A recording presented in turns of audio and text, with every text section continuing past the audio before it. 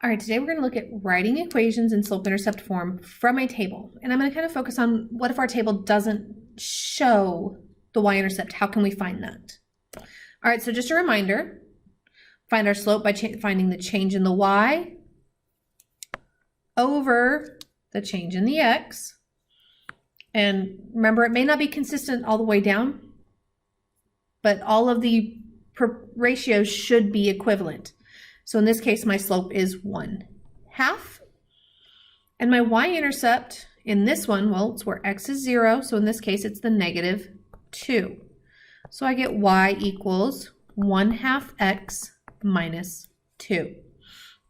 Okay, so let's look at a table where we don't have the y-intercept. I can still find my slope. So looking here, go to 20 to 26, I'm adding 6. I'm only going to work with the first 2 points. So 1 to 2, adding 1.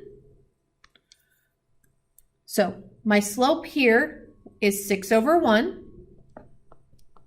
or just 6.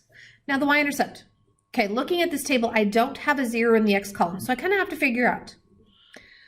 So looking at this, I'm going to kind of work backwards because I know I'm adding each time here, right? Well, 0 is smaller than 1, so I have to work backwards to get to 0, right? So since I'm adding 1, I can subtract 1.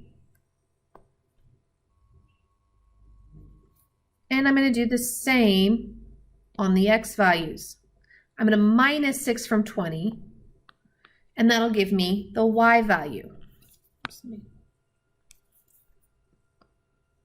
So in this case, I have minus 6 here and I'm minus 1 there to get those numbers. So my y-intercept in this case is 14. So my equation will be y equals 6x plus 14. Okay, let's look at the next one. I've got 5, so 5, 9, 4, 7. So to go from 9 to 7, I'm subtracting 2. 5 to 4, I'm subtracting 1. Again, I don't have my y-intercept in here, but our slope is -2 over -1, or just 2.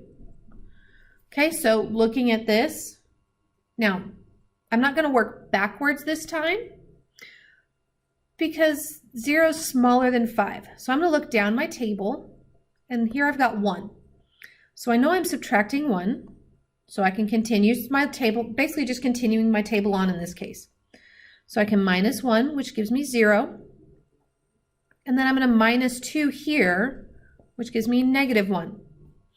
So my y-intercept is -1.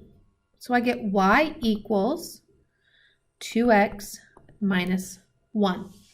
We'll look at later on some other ways we can use tables and another formula to write the equation, but for now this works. All right, let's look here. We're going to find the slope.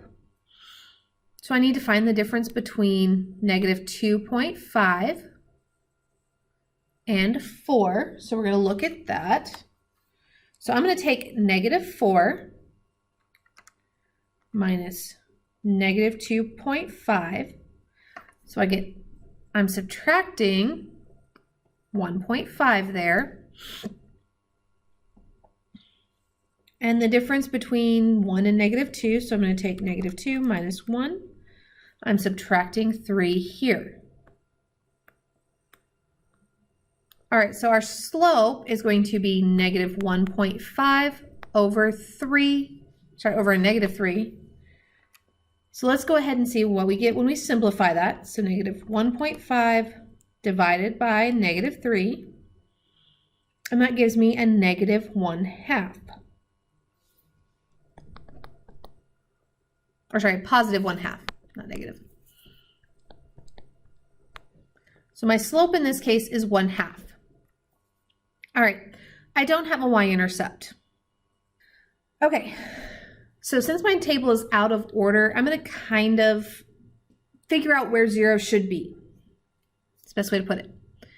All right, so we're not going to worry about the -4, -5. Let's just kind of look at, we know that 0 is going to have to be between -2 and -1. Or sorry, +1. -2 and the 1. Okay, so with my slope, that tells me I'm adding 2 each time. And I'm on the x values, and I'm adding 1 on the y's. So from -2, if I add 2 to that, that gives me 0. -4 add 1 is -3. So my y-intercept here is -3. So the equation will be y equals 1/2 x minus 3.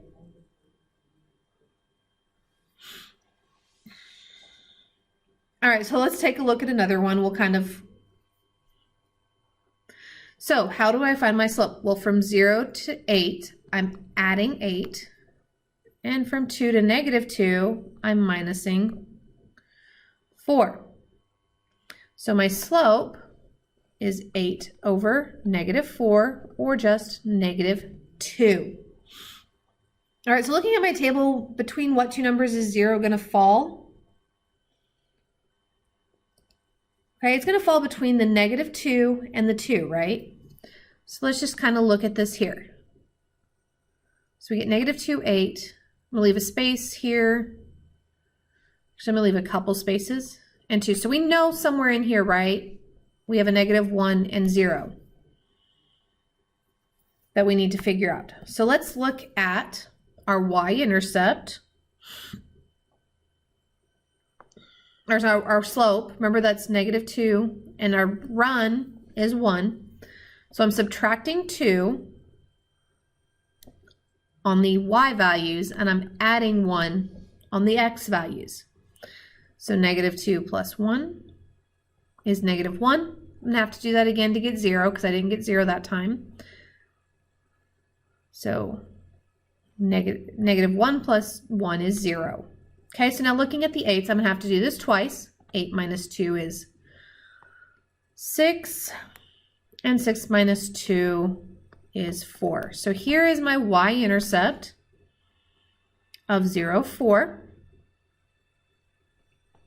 So I get y is equal to -2x plus 4. So when we're looking at tables and they don't give us, we're going to have to kind of do some work, whether we figure out where it's going to be between 2 points, or working forwards or backwards on our table to find that y-intercept. In the next section, we'll look at a little bit different way to maybe do this as well. Okay? All right, that's all I have for today. Tomorrow, or the next video is going to look at vertical and horizontal lines.